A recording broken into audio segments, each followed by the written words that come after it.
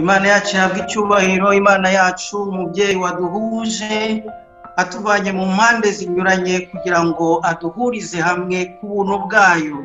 Nicyo agamije nuko twese twahurira hamwe kugira ngo adusesekazeho ibyiza bye. Ku izina ry'Imana Data na Mwana na Roho Mutagatifu. Amina.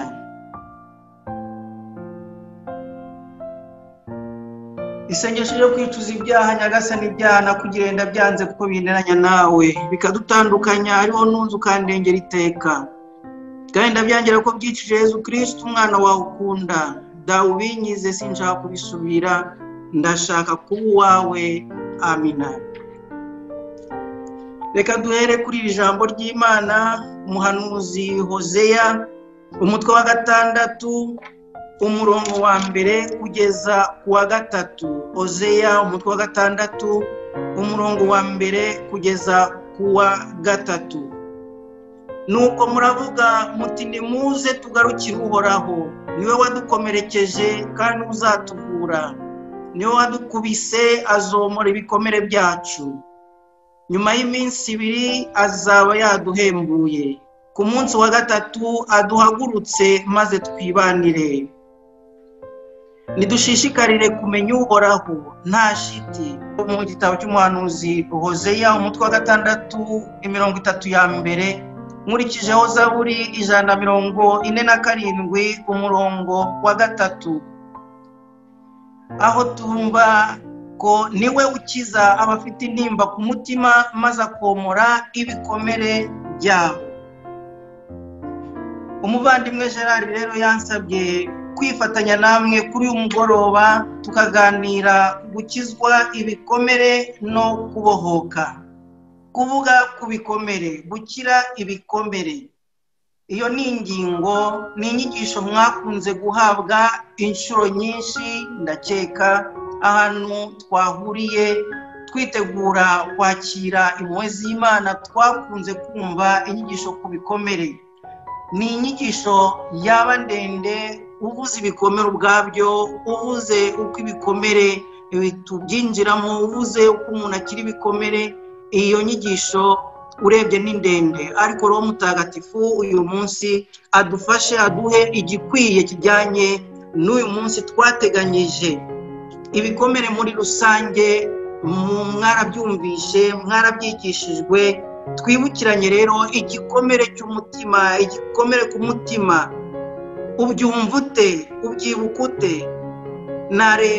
Urebye kubivuga mu Kinyarwanda bisa nk'ibigoye, ariko nuko kutigiramo imbaraga, nuko kwiburamo imbaraga, nuko gucika intege, nuko kubihirwa, nuko ibyo byaterwa n'ikintu cyagize gutya mu buzima kikaguhungabanya.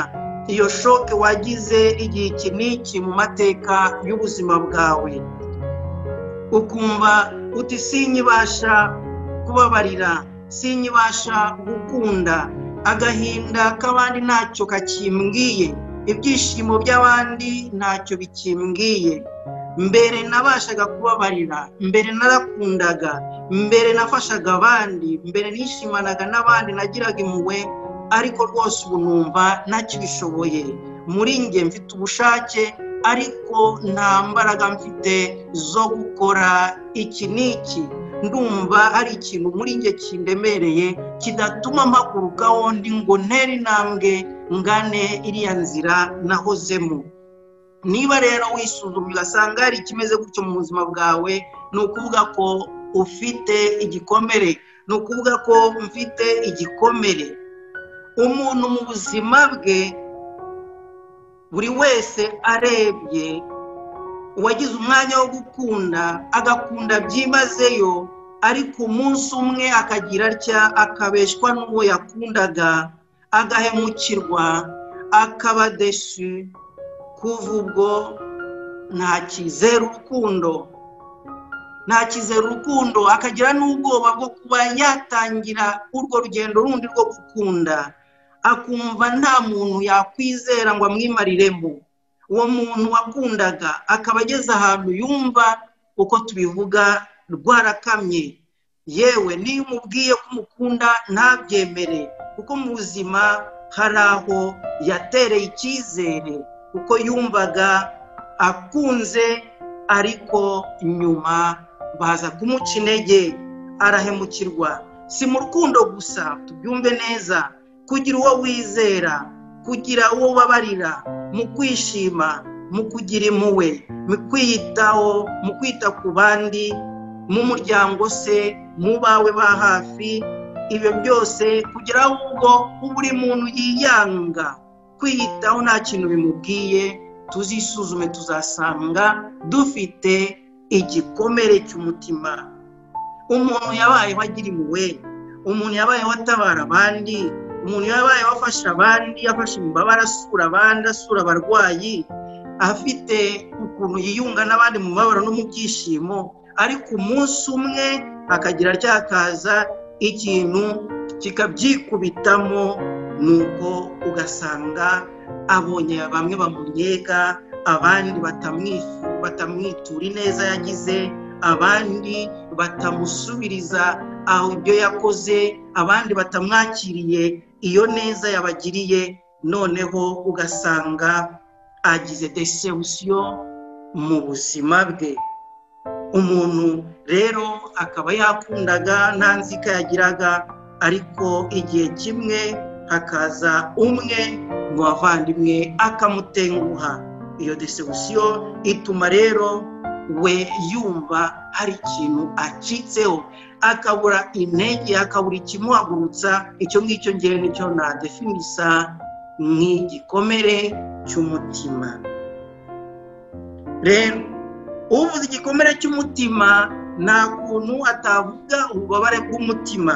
Ahari igikomere ntihabura kubabara, ahari ububabare ntihabura amarira, ntihabura kuganya, ntihabura gutaka. Ububabare bw'umutima wajanjaguritse, wamenaguritse, ububabare bushobora no kugera ku mubiri bwigaragaza. Igihe uzasanga umuntu arwaye icyo gifu atazi inkomoko yacyo, umuntu arwaye uwo mutwe udakira, umuntu arwaye ayo maso atazakomoka, umuntu arwaye iyo sereri atazi ikomoka, ugasanga umuntu muri we ntabwo azi inkomoko y'ibintu biri kumubaho. Ibyo ngibyo rero akenshi urebye ugakurikira uragenda ugasanga niba umutima waramenaguritse, ububabare hari igihe buva ku mutima bukagaragara no ku mubiri. Iyo turebye Yobu, ubuzima bwa Yobu, uko yabayeho, uko yumvise bamubwira bati abana bawe barashize, amatungo yawe arashize, ibi n'ibi, Yobu akumva aramenaguritse, akumva arashanjaguritse. Aho ngaho rero niho umuntu asigara avuga ati icyo nari nubakiyeho, uwo nari nishingikirije, none ansize bukangaratete, none ibintu byanjye birarundutse, nsigaye hehe? Mu buzima bw'umuntu rero hari igihe haza ikintu simusiga kikaridura ibyo byose yari yubakiyeho, icyo yarayishingikirijeho, yaba umuntu, yaba abantu, dutekereza ababyeyi, abana, uwo bashakanye, inshuti ye magara, cyangwa se ikintu cyangwa ibintu, imitungo yari afite ikamushiraho, amafaranga ye bakaba baranyuze mu myanya y'intoki, ubwenge ugasanga aragakaza hanaha kandi umunyabwenge akomeye, ariko ukabona nta kintu babyitayeho, ugasanga imbaraga ze zirimo kugenda zikendera, ubwiza yari afite agize gutya akoze accident, asigaranye ibikomere, agize ate, ugasanga ibintu yumvaga we yarashingiyeho rya shema rye birimo birariduka. Aho ngaho rero nibwo uzasanga umuntu asigaye arambaraye ku butaka, arambaraye ku butaka. Ibyo ngibyo nanone nabafasha, nababwira ngo murebe igitabo cya Yobu umutwe wa mbere, murasanga ukuntu Yobu ibintu byose yarashigikiye, ari umuntu wifashije, byose bikagera gutya bikamushiraho. Rero muvandimwe, intambwe ya mbere uyu munsi ngewe mbona kugira ngo dushobore gukira ibikomere, kugira ngo dushobore kubohoka, nuko twamenya ibikomere byacu, nuko namenya igikomere cyanjye, nkamenya uko nakomeretse naho nakomerekeye, kwireba uko ndi, mwinjiramo, nkireba mu mutima, nkabona ko ibi nibi bidasanzwe, imivugire yanjye ni isanzwe, imisengere yanjye ni isanzwe, uko niyo ndi mu bandi reaction zanjye nizisanzwe, hari ikintu kidasanzwe kindimo ndimo gukora, nkamenya kwisuzuma no kwireba nihenze, maze tukarangamira ugukira icyo gikomere n'ibikomere. Ibyo bigasaba ubushake. Iyo wirebye, iyo winjiyemo, icyo gihe uharanira gukira, uharanira gusohoka muri iyo situation. Rero igituma kenshi tudakira ibyo bikomere harimo ukukumva ko ntacyo bitwaye, ibi ntacyo bimbwiye, ni ibisanzwe.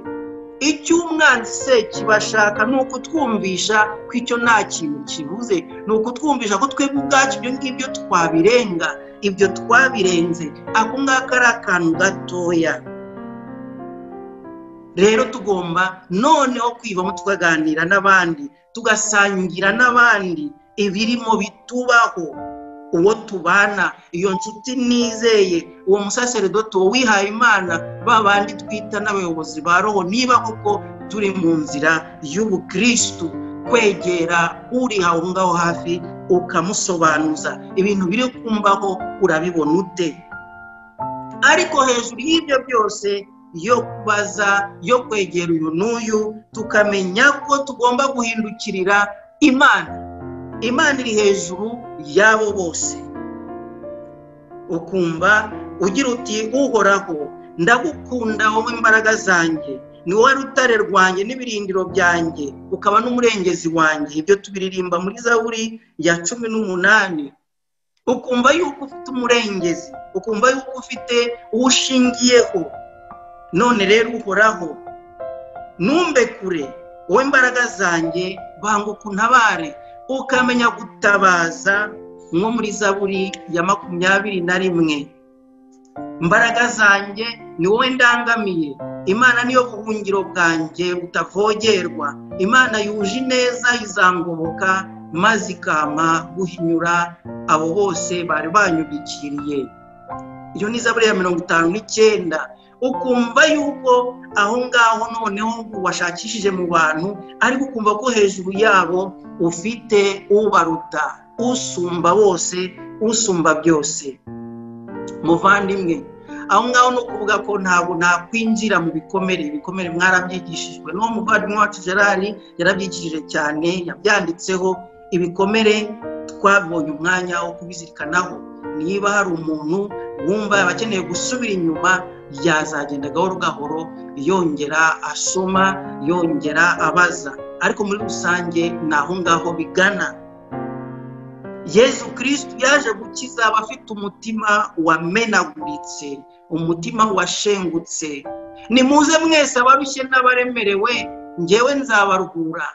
Ese wemera ko Yesu Kristo ari Imana wigize umuntu akaza kubana natwe, aje gushakisha uwo wese wamenaguritse umutima, aje gushakisha uwo wese urimo wububa, uwo urimo ucangaha, udashaka kurebwa n'abandi, udashaka kwibona ubwe, wiyanze.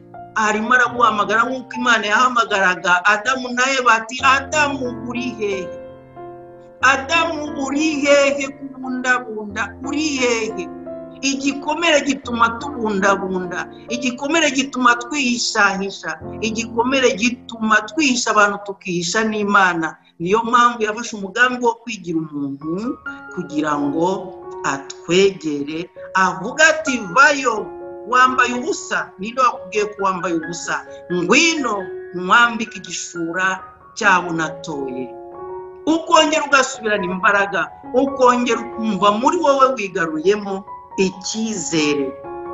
Iyo tubisomye muri Izayi umutwe 61 cyangwa muri Luka umutwe wa 4, Roho Nyagasani arantwikiriye kuko yantoye akansiga amavuta, agira ngo geze inkuru nziza ku bagene, ntangariza imbohe ko zibohowe, n'impumyi ko zihumutse, n'abapfukiranwaga ko babohowe, kandi namamaza umwaka w'impuhwe za Nyagasani. ngubwo ubutumwa bwe abumba igitabo aravuga ati uyu munsi birujujwe, uyu munsi Yesu aravuga ati birujujwe, ndashaka kuguhambura, kugukira, kugukiza, kukubohora. Uraboshye, urafungiranye, uri umukene, uri umutindi, ni wowe wanzanye. Ese muvandimwe, wemera ko Yesu yaje kubera wowe? Ese nemera ko Yesu yaje kubera njyewe? Kristo Yesu akuzwe muvandimwe. Pawulo mutagatifu akagira ati ukwizera ntigutamaze, kuko urukundo rw'Imana rwabuganijwe mu mutima yacu na Roho Mutagatifu twahawe. Imana yasendereje muri twebwe ingabire y'urukundo ikoresheje Roho Mutagatifu. Roho Mutagatifu arakiza, Roho Mutagatifu adukirisha urukundo yatubuganijemo. Roho Mutagatifu niwe wenyine ushobora gukora ku mutima wacu wakomeretse akawusana. Na hariya hananiye abahanga bariya twita psychiatre, bariya bose bibareba umubiri w'umuntu n'ibyo bibazo bafite emotionnel, ibyo byose Roho Mutagatifu niwe wenyine ushobora gucengera umutima wawe akamenya aho akora, akamenya aho wakomeretse n'aho asana. Icyo Roho Mutagatifu akora ni ukubuganiza urukundo uwo mutima wawe wakomeretse. Aha niho agukiriza ibikomere byose byatewe no kubura urukundo. Inshuro nyinshi ibikomere byacu ibyinshi bituruka ku kubura urukundo dukeneye. Narakunze ariko njyewe sinakunzwe, nta rukundo rw'ababyeyi namenye, ibyo nakoraga byose nabiterwaga n'urukundo nari mfitiye abandi, ariko abandi bambereye abahemu, nta wigeze anyitura, nta ungaragariza urukundo nk'urwo nanjye ngaragariza abandi. Narakomeretse kuko narakunze cyane, ariko njyewe ntibankunda uko mbakunda. Gukorera ubusa uko tubivuga bikaba bimeze nk'aho urimo wiha rubanda. Ese ubundi ndaruhira iki? Ibyo nakoze navanyemo iki? Aho ngaho rero Roho Mutagatifu uko asana iyo mitima nuko warushaho gupompa mu rukundo, kuduha urukundo nk'uko Pawulo Mutagatifu abivuga. Nuko rero ukwizera ntigutamaze, kuko urukundo rw'Imana rwabuganijwe mu mitima yacu na Roho Mutagatifu twahawe. Roho Mutagatifu twahawe niwe watuzaniye uwo mukiro, niwe udusana. None se muvandimwe, umuntu uzi ko Imana imukunda yabuganije urukundo mu mutima we, koko yakomeretswa nuko uwo bashakanye amubereye umuhemu? Ese muvandimwe, umuntu wabuganijwemo Roho Mutagatifu akamwuzuza urwo rukundo, ese koko ashobora gukomeretswa nuko abe bamucitseho?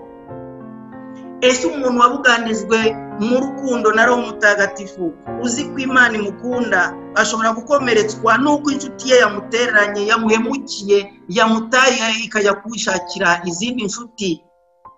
Ese umuntu wabuganijwe mu rukundo na Roho Mutagatifu uruzi ko Imana imukunda ashobora gukomeretswa nuko abantu barimo bamwigizayo, bamuvuga nabi, bavuga ubugambo aha n'aha? Koko rero hejuru ya byose uzajya umenya ko Imana igukunda. Vuga uti Imana irankunda, Imana yarankunze kandi irankunda, Imana kandi izakomeza inkunde. Imana nta kintu gishobora kundandukanya n'urukundo rwayo, nta na kimwe. Byose bihira abakunda Imana. N'ibyo byose wavugaga yuko ari amage, Imana hari ukuntu ibibirindura ukabona bivuyemo umugisha wayo. Imana iragukunda, waratowe, Imana iragutekereza, irakuzi mu izina ryawe, Imana ikwitayeho, Imana niyo igufitiye umugambi. Hari n'ubwo yemera ko icyo gikomere kikubaho kugira ngo yongere ikugarure mu nzira wari umaze guta. Urukundo rw'Imana rwabuganijwe mu mitima yacu nirwo soko y'umukiro w'ibikomere. Roho Mutagatifu niwe udukiza ibyo bikomere. Iyo se kibi ashaka kutugusha, naho ngaho dufatira ati ariko koko wibwira ko Imana igukunda? kuko iyo imaze kubona ko urimo ushidikanya ko Imana igukunda, aho niho ifatira igakataza, bityo ikerekana yuko nta muntu ukwitayeho. Iti dore inshuti zawe zaragusize, dore ababyeyi bawe, dore aba n'aba, ese uraruhira iki? Ninde ukwitayeho? Abo ngabo ni babandi basuraga Yobu bakamubwira bati harya ngo ukomeye ku Mana, harya ngo ukomeye ku Imana, n'umugore we ndetse waramuhindukirana. Ngabo rero aho se kibadufatira. Yobu yatsinze kubera iki? Yaratsinze avuga ati Imana ntabwo nzigera nyihemukira kuko nzi ko inkunda, niba ngibi byabaye nuko ifite iki nshakaho. Imana yarampaye, Imana yisubije. Mbere yuko uwo mwashakanya kubwira ko agukunda, Imana yabikubwiye mbere, Imana yagukunze mbere. Nta mugabo cyangwa umugore wagukunda kurusha uko Imana igukunda, nta mubyeyi cyangwa umwana wagukunda kurusha uko Imana igukunda, nta nshuti yagukunda kurusha uko Imana igukunda. Niba wabibonaga gutyo wibeshyaga. Shyira Imana hejuru ya byose, icyo gihe desebusiyo zose zizaba amanjwe. Igihe usenga ni ukuri fata akanya unyungutire urukundo Imana igukunda. Ariko uzi urukundo rw'umuntu ukuntu rutanga ibyishimo. Iyo umuntu akubwiye ati ndagukunda, iyo umuntu akubwiye ati ndagukunda, ugira akanyamuneza, yewe uniyitaho kugira ngo akubone ko witayeho. Abakobwa n'abahungu, umugabo n'umugore, iyo ahora amubwira ati ndagukunda, bigutera ibyishimo, bituma wiyitaho, bituma ugura imyenda yindi, bituma ibyo byose ni ibintu bitanga ubuzima muri wowe. None Imana ihora ibikubwira, yarabikugerageje, yarabikubwiye. Niki cyatubuza kugira ibyishimo? Niba Imana ikubwiye iti njyewe ndagukunda, Imana irimo irakubwira iti njyewe ndagukunda, muvandimwe, Imana iragukunda.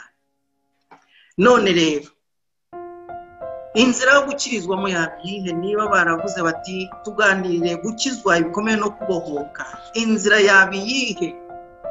Iyo nzira twayitangiye, kwakira, kwemera, kuyoborwa n'uwo Roho Mutagatifu uganiza urukundo mu mutima wawe, kugira ngo abe ari uguha kurenga ibyo byose wabonye ko ari urucantege, ibyo byose wabonye ko bizanye agahinda, we yazanye urukundo rukuganizamo. Mu gihe rurimo ruzenguruka, nta kintu gishobora kuguhungabanya. None rero nitwemere ko twamenaguritse, niyo ntambwe ya mbere.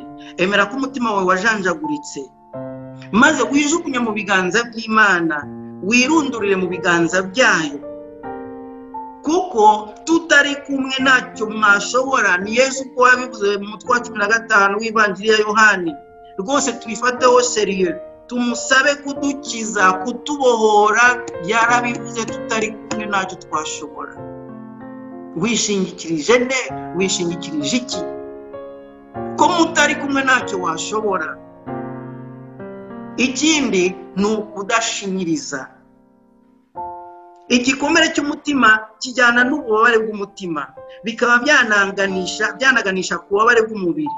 Rero biradusaba kwiyakira no gusohoka uko turi, kurira kubera ibikomere byacu, ntacyo duhisha. Umurwayi arataka, umurwayi aratabaza, umurwayi ararira. Ndarizwa no kubona ko uwo nkunda yantaye, ndarizwa no kubona ko uwo nkunda yantereranye, ndarizwa no kubona yuko narahaye icyizere cyanjye yamuze ibingibi, ndarizwa no kubona yuko ibyo nari mfite binjizeho, ndarizwa n'ibi. Nyuma y'ibyo Yobu abumbura umunwa, avuma umunsi yavutseho, nuko afata ijambo agira ati umunsi navutseho ntukabeho, nijoro ryavuzwemo ngo umwana w'umuhungu yasamwe, uwo munsi uragahinduka umwijima w'igicuku. Amarira. Niba wabonye ko ufite igikomere, niba warakomeretse, urataka. Niba utarashoboye kwisuzuma, uzakomeza ubeho gutyo, ubeho nta kintu bitwaye. Intambwe twayibonye ya mbere ni ukwemera ko ufite igikomere, ukakibona ukijugunya mu biganza by'Imana. Noneho nta gushinyiriza ngo urenzeho bimwe byo kurenzaho. Oya, uwo wabonye yuko ikibazo gihari ni ugutabaza. Utabaza ninde? Ndatabaza nyir'ijuru, ndatabaza nyir'ibiremwa. Amarira, kuganya, gutabaza. uyu munsi mwaje gutabaza, uyu munsi naje gutabaza. Nyamuna ni mu ntabare bavandimwe, nyamuna ni mu ntabare, kuko njyewe muri njyewe mfite ikibazo. Ni mu ntabare, ni mu nkandiraha, ni mu mfatiraha. Nta guheranwa ariko nanone n'amarira n'agahinda. Kubera iki? Kuko noneho bikubera inzira y'umusaraba itarangira. Igihe kigomba kugera tukakira umugambi w'Imana. Turebe igihe mu gitabo cya kabiri cya Samweli mu twa 12:20, Dawudi yariguse mwivu, ararira, agira gute, ariko umwana amaze gupfa umugambi w'Imana urujujwe. Dawudi ahera ko arabaduka mu mukungugu, yisiga umubavu kandi ahindura imyambaro, hanyuma ajya mu ngoro y'Uhoraho, maze arapfukama arasenga. Agarutse iwe asaba ko bamugaburira, nuko ararya. Byarangiye, icyunamo cyarangiye kuri we. Ibyo yavugaga byose nuko amarira ye ntabwo yakomeza kurira. Ubuzima bugiye gukomeza, ubuzima bugiye gukomeza. Kubera iki? Uhoraho umugambi we yawujuje. Nabihindura wiki? Ako gahinda kadashira, iyo mibabaro idashira, umuntu yarapfuye, uracyari mu cyunamo, icyunamo kidashira, amarira atazashira. Aho ngaho rero ni wa musaraba uyu munsi wazanye. Aho ngaho tugomba rero kwakirizwa. Ahandi dukirizwa ni mu masakaramentu duhererwa muri kiliziya muvandimwe. Amasakaramentu Imana byose yarabiteganyije. Muri kiliziya yashyizemo iyo miyoboro inyuzamo ingabire zayo, kugira ngo buri wese abone icyo akeneye, buri wese abone isoko avomeraho ibyo akeneye. Isakaramentu ry'imbabazi, ibyaha birakomeretsa, ibyaha ukoze n'ibyaha ukorewe birakomeretsa.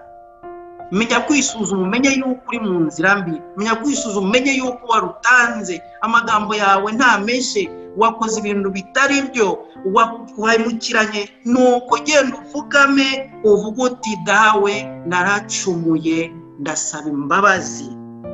Isakaramentu rya penitensiya rigutoza guca bugufi. Niba uri hano, isakaramentu rya penitensiya ukigendera muri bya bindi ngo se ngo padiri nguriya ko ari umuntu nkanjye, ngo muza kuri bya nkanjye, icyo gikomera ahubwo wowe no kugenda urushaho kukigira kinini. Icyo gihe biragoranye. Emera yuko wakomeretse, kandi Imana yateganyije ko nunyura ku musaserdoti, Yesu aravuga ati genda wiyere ku musaserdoti mukuru. Imana yashatse ko kugira ngo icyo kibazo cyawe kizuzanyura kuri uriya muntu yitoreye, yihamagariye, wijijinganya, wivuga ngo uriya n'umuntu nkawe nawe yakomeretse, aragenda akajya kwiyomoza, akajya gusaba imbabazi. Ibyo wowe ugamije n'uvuga ngo ndashaka gukira. Ukarisitiya, ubwo ni ukugenda anyuramo.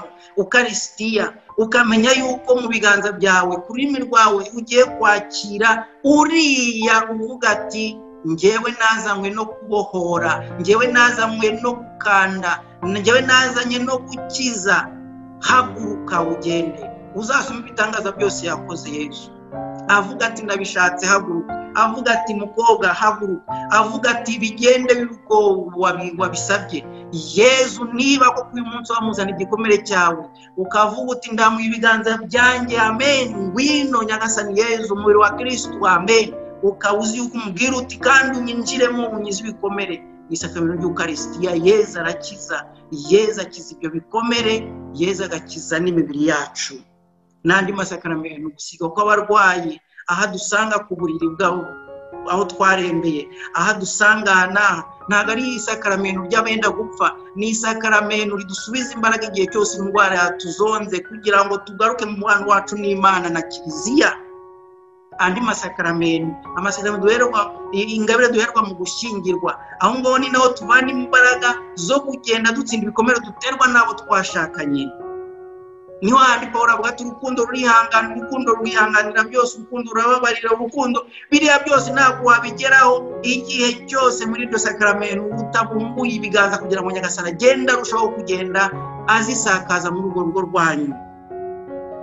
umugabo ntabwo yakagombye kukubera impamvu yo gukomereka, n'umugore yakakubera impamvu yo gukomereka, abandi bakakubera impamvu yo gukomereka, kubera ko muri iryo sakramento ryo gushyingirwa Nyagasani agenda niwo yabahereye izo ngabire zo kuzakira ibyo byose bizagenda bibagwiririra. Ubusaseredoti, abasaseredoti badutagatifuza nabo ubwabo bakiriye izo ngabire. Ayo ni amasakaramentu.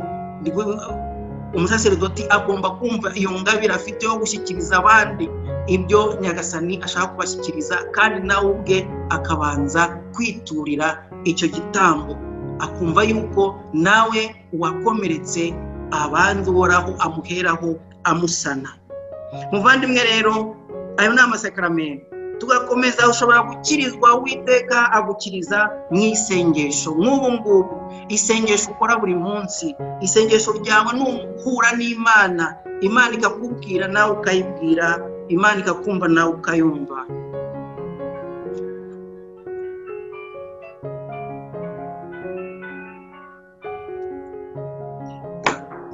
Iryo sengesho aho Imana ikubwira nawe ukayibwira, aho niho dusanga isengesho ryo gushengerera, ishapure ririya ryo kuzirikana ijambo ry'Imana, Lectio Divina, isengesho rya Kiliziya rigizwe na Zaburi, Breviaire, inzira y'umusaraba, n'andi masengesho twakora. Iyo yose iyo wicaye wumva ubumwe na Kiliziya, urimo uvugana n'Imana yawe. Aho ngaho niho ugenda urushaho kwiyereka Imana kugira ngo ugende ikora ahandi hose wakomeretse. Ahandi dukirizwa ni muri ibyo bikorwa by'urukundo dukora, ibikorwa dukorera abandi, ibikorwa byo kwitagatifuza kuri roho, nko gusiba, nko kwiyeriza, nko kwibabaza, nko gukora za noveni, nko kujya mu myiherero. Ibyo bikorwa byose byo kugira ngo dutagatifuze roho yacu, aho ngaho ni ahantu Uwiteka agenda adufasha kwibona, kwinjiramo, tukabona ibikomere byacu, kugira ngo ashobore kudusuzuma avuga ati, ese wabonye ko wabaraga aha ngaha, ngaho nyegera ngo ukize. Bavandimwe rero, mu gusoza, ese nshobora kwirinda bimwe na bimwe mu bikomere? Hari ibikomere dushobora kwirinda, hari ibikomere umuntu yakwirinda. Ikintu cya mbere nababwira, ingingo ya mbere navuga ni kwirinda gushaka kumenya buri kantu kose kakwerekeyeho abantu batekereza kuri wowe, icyo bavuze kuri wowe. Ibyo ndabivugira iki? Uzasanga dukomeretswa, kanaka yamvuze wibi, burya kanaka inshuti yanjye yamvuze wibi, kanaka yabwiye n'ibi n'ibi, kanaka ibi n'ibi. Ese kugenda gushaka kumenya ibyo byose kuri twebwe ni ibintu usanga bitubera impamvu yo gukomereka, kandi twashobora kubyirinda. Iyo mubwiriza dusoma ngo koko rero ku isi nta ntungane ihari ikora neza ntiyegere icumura, ubundi kandi ntukite ku mabwire hato utazumva ko umugaragu wawe akuvuma. Ni koko umutima wawe urabizi, nawe ubwawe kenshi wavumye abandi. Umubwiriza 7.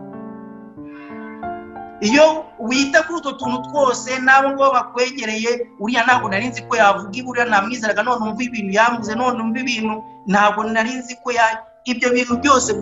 Hari ibintu tutagomba guha agaciro, tutagomba kumva yuko ntabwo kubimenya ari ngombwa mu buzima bwanjye, nibiza kunkomeretsa, kuko aho ngaho ni ibintu dushobora kwirinda.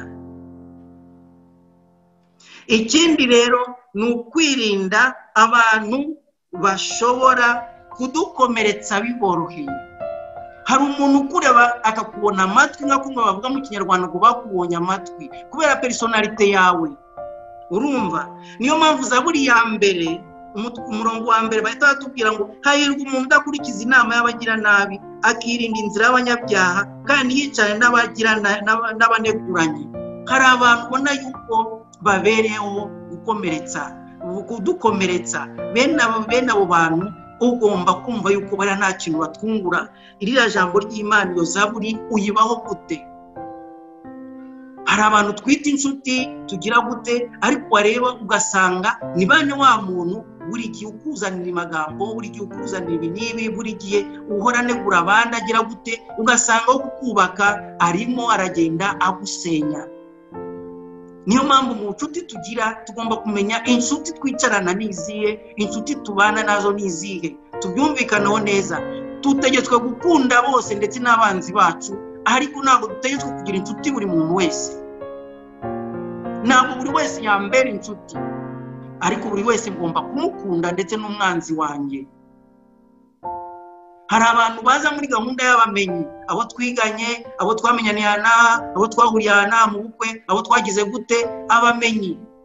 Ariko inshuti niriya nzi neza yuko inyitaho nkayitaho, iriya nshuti niyi ngiyi itanjyana mu binyobya, mu bintesha Imana, itantazi muri ibi ngibi, kumenya gushishoza mu bucuti bwacu. Rero hahirwa umuntu uticana mu nteko y'abaneguranye. Niba inshuti yanjye itunzwe no kunegura no kuvuga abantu kugira gute, nta kintu imariye, irimo irangusha, irimo iratuma ibikomere byanjye byayuka. Ikindi muvandimwe, dushobora kwirinda ibikomere igihe twirinda irushanwa. Hariho igihe tuba tumeze nk'abarushanwa mu buzima bwacu, buri muntu areba undi, kiriya gikoze ate, yambaye ati uyu munsi, akundana nande, ese bimeze bite, yigisha ate, ngewe nigisha gute. Ugasanga twibereye muri rivalite, ugasanga turi mu bintu sinzi ukuntu umuntu yabivuga, ugasanga turimo ibintu byo kurushanwa. Ibyo ngibyo bibaho no mu bana, wasangaga tubibamo, ugasanga yasohotse kuriya, ugasubira inyuma nawe ukagenda ukambara birenze, ukagira gute, yagusohokanye n'uriya muhungu n'uriya mukobwa, cyangwa avugana n'uriya nanjye ngiye kureba. Ugasanga ibyo byose ni ibintu umuntu yakagombye kwirinda uyobowe na Roho Mutagatifu, kandi biri mu bintu burya bidukomeretsa. Ukutiyakira biva hehe? Biva aho ngaho, kubera ko uba uhora urebuzwa abandi kugira ngo biriya bikora ate, nge nabikora ne, nge. Ibyo ngibyo ni ibintu umuntu yakagombye kwirinda. Ukutishyira mu myanya bataguhaye. Yezu Kristu arabivuga kwa kundi atubwira ati, igihe bagutumiye mu bukwe, iyo avanjiri murayibuka, ntabwo nayisoma yose, igihe bagutumiye ukagenda ukishyira imbere, umuntu yaza akakubwira ati haguruka, hari unduje, kubera ko wowe hari undi natumye ugomba kwicara ahangaha. Gucishwa bugufi ni ikintu kidusigira igikomere. Gucishwa bugufi biradukomeretsa mu bandi, kumva ko twasebye, kumva ko uriya muntu yarankomerekeje, uzi kuntu uriya mupadiri ibi n'ibi, uzi kuntu uriya. Ibyo bintu, hari ibintu wabonye yuko niba kwirinda kujya mu myanya cyangwa kwishyira ahantu hatari hakugenewe, tegereza bahagushyire, nk'uko Yezu abivuga, tugiramo inama. Uzaba wirinze igikomere. Hari igihe twikomeretsa ku busa. Ibintu byo gucishwa bugufi biradukomeretsa, kandi twari twakagombye kubyirinda. Ikindi ni ukugira ubushishozi, tukagira ubushishozi no kumenya guteganya, tukamenya yuko iyi situwasiyo n'iyi ishobora kuzatuviramo igikomere, tukamenya ko iyi nshuti n'iyi amaherezo ngenda bibona ngasanga uriya muntu amaherezo azansiga mu kangaratete. Ibaze nk'abantu bakora za fiyansaye, abakobwa n'abahungu, bakamubwira batari kuriya mukobwa uriya, hoya rwose mbona azahinduka, hoya mbona ibintu iminsi yatera imbere, bati twarabikubwiye.